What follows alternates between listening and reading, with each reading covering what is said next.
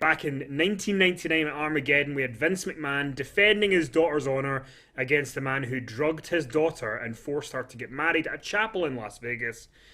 Vince versus Triple H. And at the end of the match, Stephanie turns on Vince and she joins Triple H. And it all begins. I mean, Finn, what did you make of this when Stephanie did the turn? And, they to be fair to them, they did kind of shake things up with this turn. Stephanie Yeah. immediately became this villain who, the next night on TV was saying, I'm not daddy's little girl anymore. And Triple H, you saw the photo there, looking so smug because he knows what he's planning. Poor China at that point. He knew what he was doing. What do you remember about that big turn back at Armageddon 99?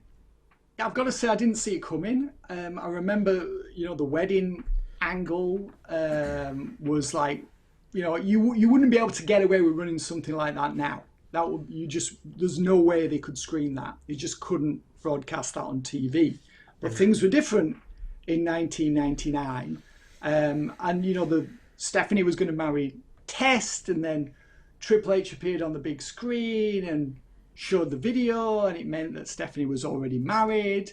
Obviously the big loser was Test. He wasn't chosen to defend Stephanie's honor. It was Vince instead who was selected or nominated himself, shall we say, to defend Stephanie's honor in that interminable match, Kenny. It went on and on, didn't it? How long did it go? I'm going to try and look that up, actually, how long that match went. Was it over half an hour? It was just like this rampant display of egotism, wasn't it? It's like, why are you out there for so long? Every extra minute you're out there, it's just people are just going to be less interested in your match. I think it was 30 minutes or thereabouts. It went on so long that you almost couldn't believe that it lasted that long. It went on 29 minutes and 45 seconds.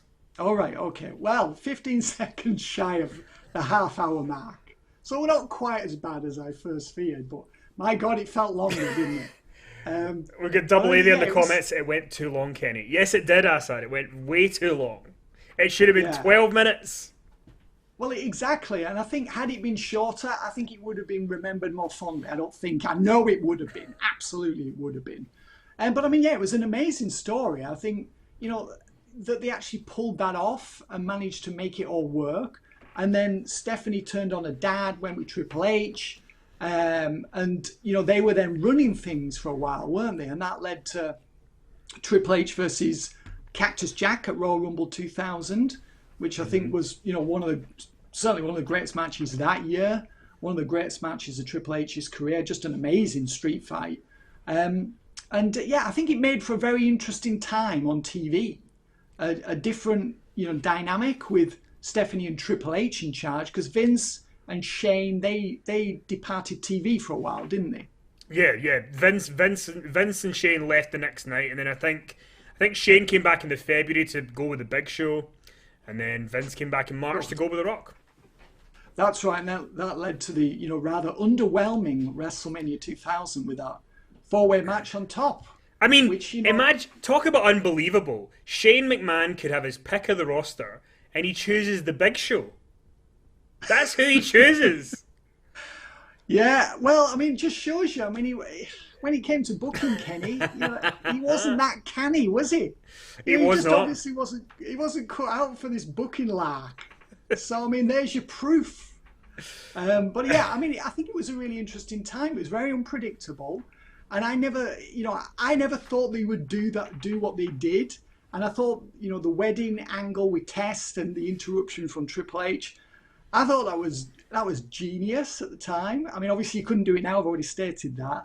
I think it would be seen in quite bad taste, wouldn't it, drugging someone and then marrying them, and then Triple H is suggesting, intimating of what else happened when Stephanie was drugged. Obviously, that's like, but somehow they got away with it back in '99. Anyway, happily, it all came out that it was a setup all along, wasn't it? It was, So nothing untoward happened. She was never drugged. She was pretending to be drugged. That's all it was. Exactly. It was a ruse designed to trick Vince and Shane, and it did so. It succeeded.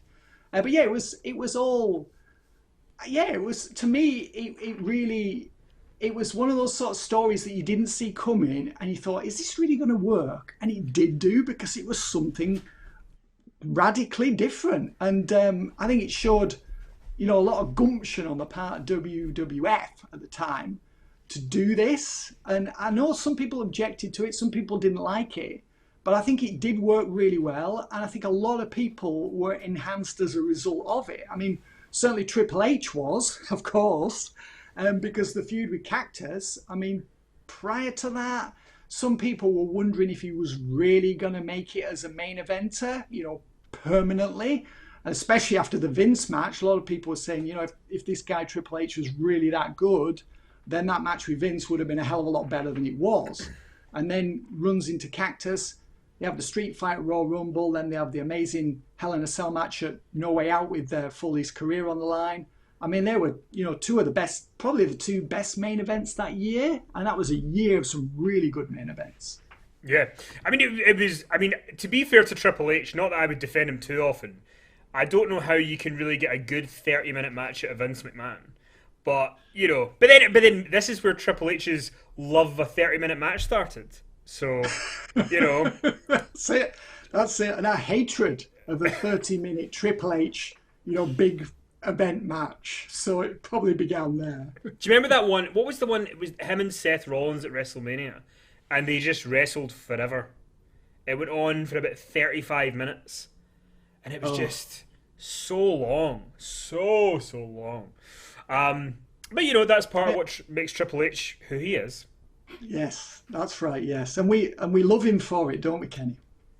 Sure, sometimes. But Xavier Desmond echoes your sentiments, Finn. Never mind poor China. Poor test in this scenario. Poor test. Yeah.